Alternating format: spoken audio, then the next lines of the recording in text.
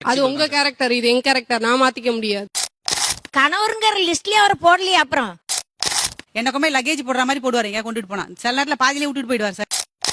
அன்னைக்கு என் தாலியை கலத்திட்டேன் நான். இதனால நீங்க உங்க சந்தோஷத்தை இழக்குறீங்கன்னு நீங்க நினைக்கவே இல்ல. பரவாயில்ல சார், அவங்க முடியாதுன்னு சொல்றதெல்லாம் என்ன, அதை நான் சொல்லணும் என்னால முடியாது, என்னால முடியாதுன்னு அவர் எப்படி சொல்லலாம்? இந்த மாதிரி சின்ன சின்ன விஷயத்துக்கெல்லாம் வந்து நீ இப்படி பேசிட்ட, அதனால நான் வந்து என் லைஃப் டைம்ல நான் இப்படி வைராக்கியமா தான் அதே வார்த்தை இருப்பேன். நான் பேசியிருந்தேன்னா அவங்களுக்கு வெளியில டென்ஷன் இருக்க மாதிரி எங்களுக்கும் இருக்கும் இல்லையா? வீட்டுல உட்காந்துட்டு இருந்தா டென்ஷனே இல்லைன்னு அர்த்தம். சின்ன பிள்ளையா தான் கத்துக்கலாம் சார், என்னுடைய வயசுல கத்துக்க முடியும்னு நினைக்கிறீங்களா? என்ன அப்பா ரொம்ப ஒரு மாதிரி டார்ச்சர்னு கூட சொல்லலாம். நீங்க என்ன வைராக்கியம் வச்சிருக்கீங்க, எதற்காக அந்த வைராக்கியம்? அவ்வளவுதான். எனக்கு பிடித்த மருதாணியை 25 இயர்ஸா நான் போடுறது இல்லன்னு ஒரு வைராக்கியம் வச்சிருக்கிறேன். நான் வச்சது ஒரு 5:30க்கு வச்சிருப்பேன். அவர் 6 o'clockலாம் வீட்டுக்கு வந்துட்டாரு.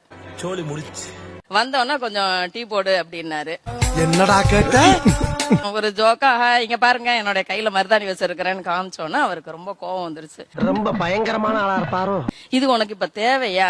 இந்த அழகை பாக்குறதுக்கு தான் நான் 6 மணிக்கு ஓடி வந்தேன்னா, அட பாவி, கைய கழுவிட்டு வந்துட்டு நீ டீய போடுற வேலையை பாருன்னாரு சார். பயங்கரமான ஆளா இருக்கேடா. என்னுடைய வளகாப்புக்கே வச்சது இல்ல, உங்க வளகாப்புக்கே வச்சது இல்ல. மருதாணி பெண்களுக்கு எவ்வளவு அழகா இருக்கும் நீங்க சொல்லுங்களேன். அது இல்லன்னா இல்லங்கிற லெவல்ல நான் இருந்தவ சார்.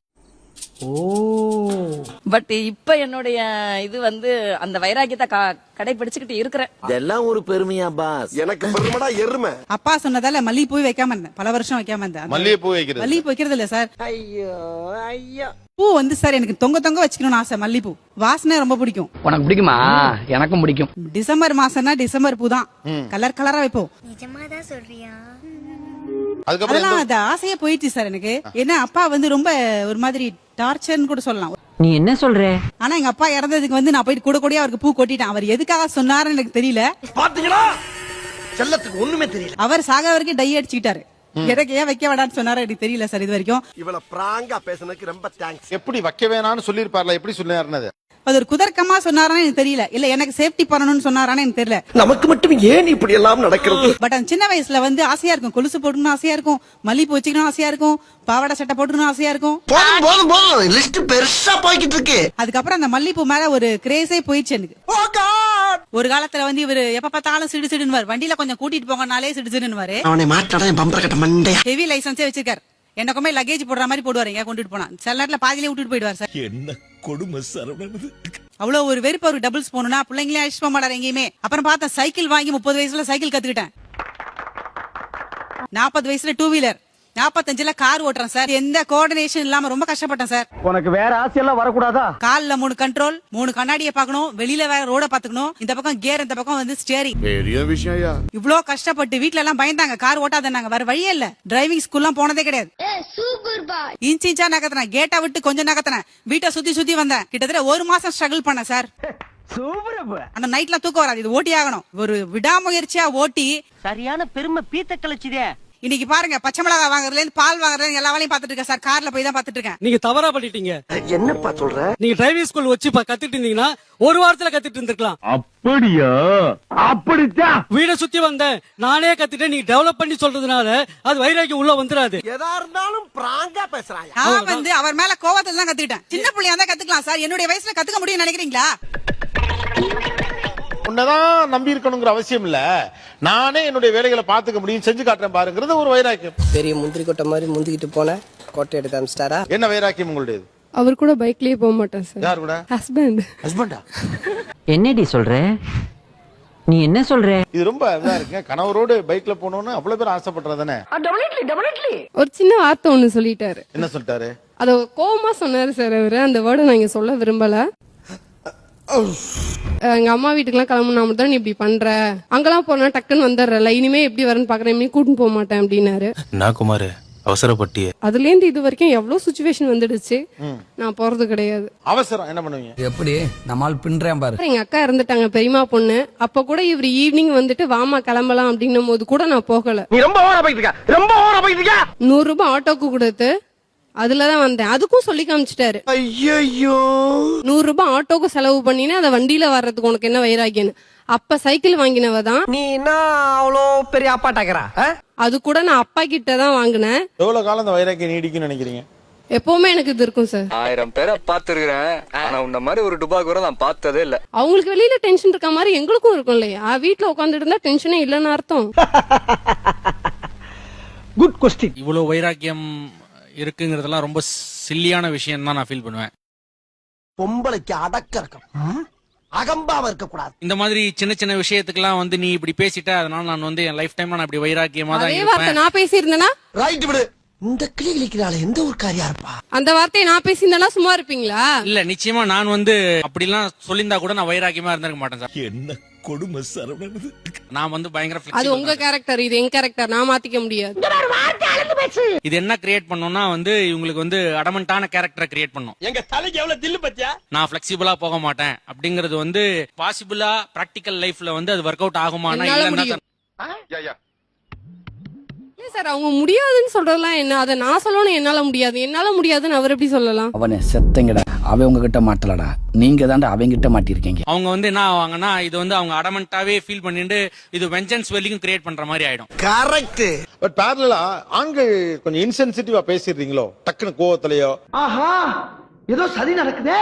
சம்டைம்ஸ் டென்ஷன்ல அந்த மாதிரி வந்துருது இல்ல சார். டென்ஷன்ல கூட எப்படி அப்படி எல்லாரையும் நீங்க சொல்லிட முடியாதுல்ல. அப்போஸ் நான் சொல்லி அவங்க வந்து கேட்கலன்னும் போது நமக்கு டென்ஷன் வரதான் சார். இது நான் குமார் அவசரப்பட்டிய ஒரு ஃபங்க்ஷன் போது பூ வாங்கிட்டு வர சொன்னேன், அவங்க மறந்துட்டாங்க.